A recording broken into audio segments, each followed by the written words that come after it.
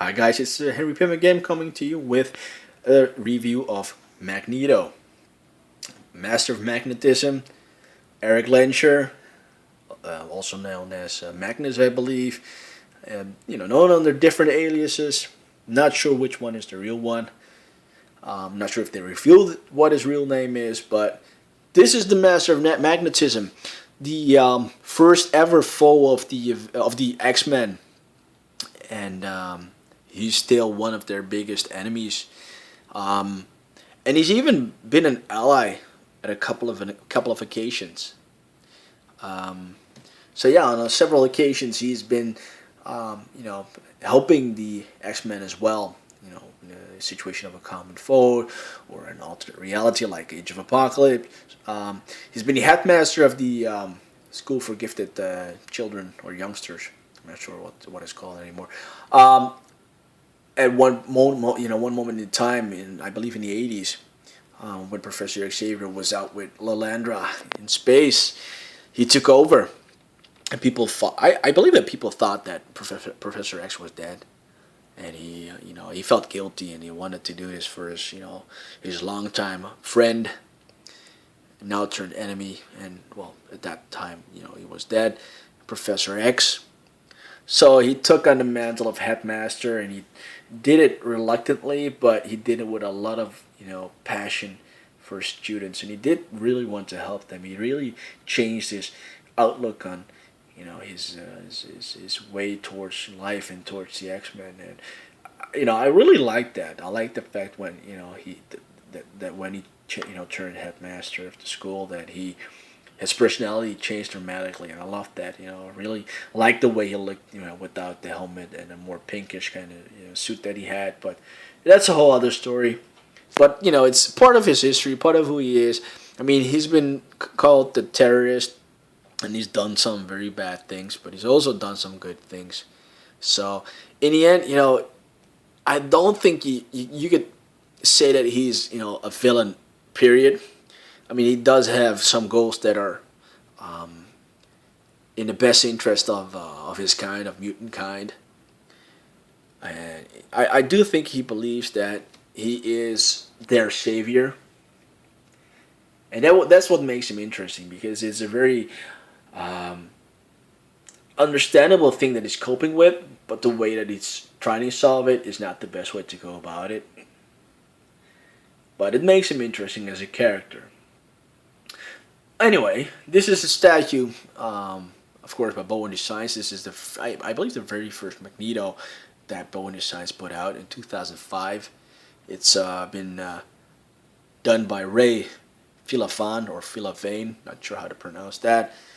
It's 1166 of 2000. Again, a high number, statue, but it's a relatively old piece. Of course, it's a 9-year old piece, just like the Vision.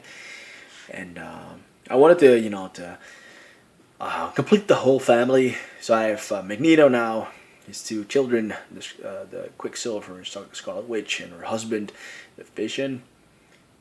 And now I have Magneto himself, of course, which is an awesome piece.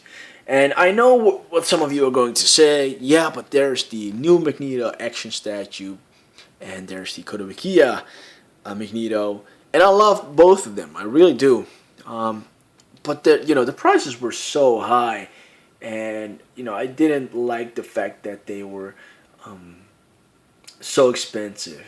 I mean, they were like going for $400 to $500 or even more, and that's ridiculous money. I mean, I know I do tend to overspend sometimes on a statue, but I wanted a Magneto that also went with the other three of his family, and this was the best suited for it. A classic museum pose, and all the other three like Quicksilver, Scarlet Witch, and Vision are also classic museum poses. So they went perfectly together. I sincerely wanted to buy the Kotobukiya piece, and I had a seller, but he didn't want to sell it, and then he did, and then he didn't.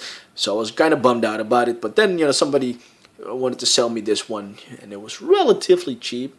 I mean, it was like $200, and for a statue this magnificently done, I mean, come on, it's really, it's a steal. But yeah, I dug out this comic. It's X-Men #1 by Jim Lee, and it's a folded cover. So this is the part where Magneto's depicted. And what is funny is that I only realized until just now that this Magneto is based on the Jim Lee Magneto. I hope my camera focuses. Yeah, there we go. I mean, look at the helmet. The helmet has the purple outlining. You know, the red the red kind of horny thing on the top of the helmet. It has um, the high points here.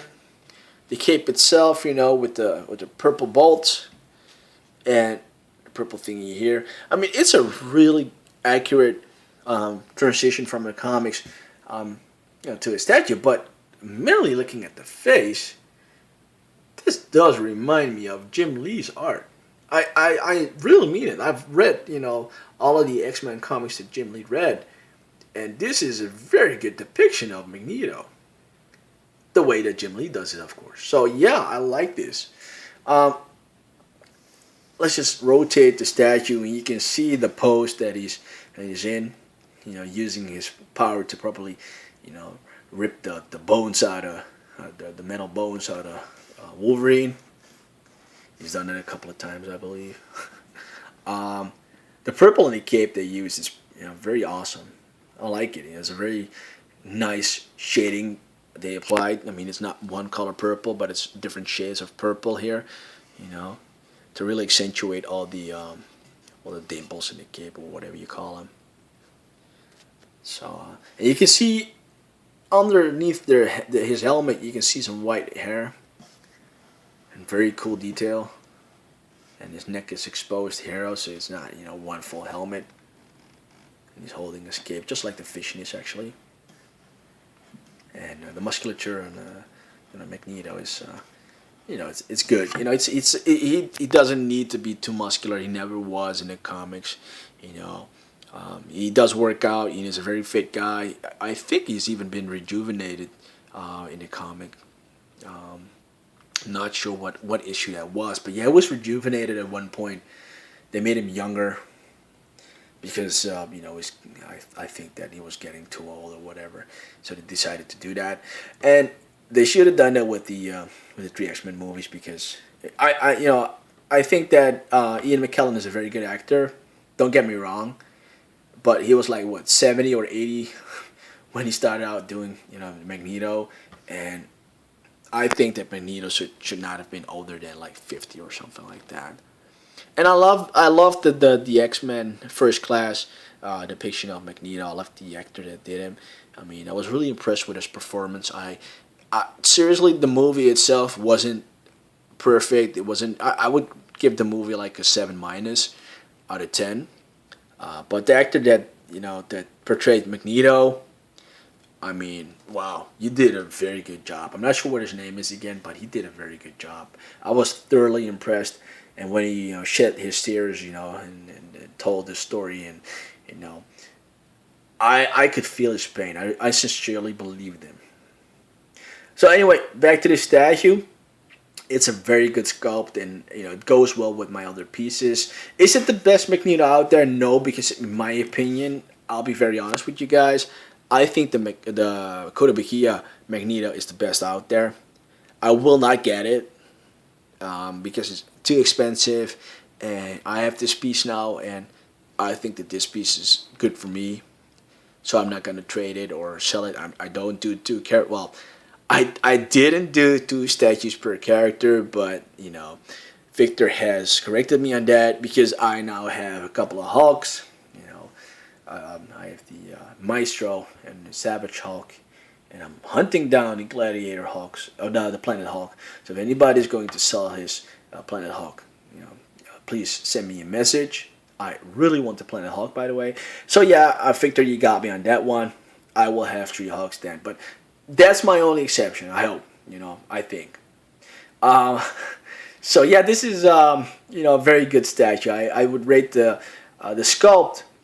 I'm going to turn it around. I'm doing the sculpt first. The sculpt is, for me, is perfect. It's not a very dynamic pose, but it's a museum statue, so Sculpt wise, it's definite 8 because of the resemblance to the Ghibli art. I love that. Paint wise, I saw the paint job on the Kurobikia piece, and if they went with that paint job, it would have been perfect. And I was really thinking about having this repainted, but then again, it's like changing the Mona Lisa. It's changing painting that's already good and trying to make that better. I mean, you can never succeed to correct the original. So I'm not sure about that. I want to know what you guys think. Should I repaint this to the Kurobikia colors, or should I leave it? Let me know.